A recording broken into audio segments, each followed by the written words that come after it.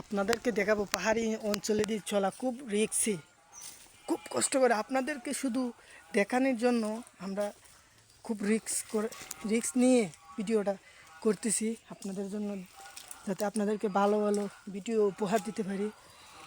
দেখতেছেন খুবই দেখতে ভয়ানক, এদিকে সাপও থাকতে পারে কিন্তু বলা যায় না, বাঘ ভাল্লুক থাকতে পারে।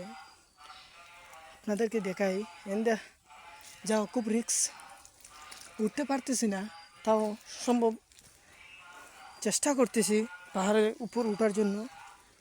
খাদের মধ্যে পড়ে গেছি আর কি, তো কিছু করার নাই, দোয়া করবেন। আপনাদের জন্য আরও ভালো ভালো জায়গা জিনিস দেখাবো আপনাদেরকে। আমি একটা সাপ দেখাইতেছি, আপনারা একটু দেখেন। সায়া রয়েছে, দেখছেন?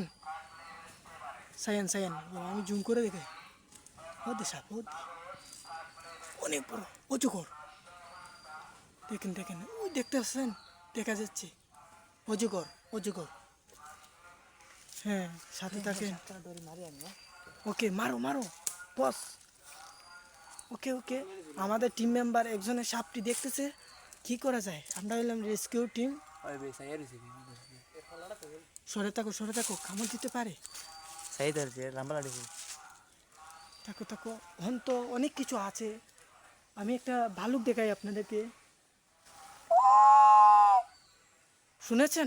এদিক দিয়ে ভালুক আছে, এদিক দিয়ে গেছে।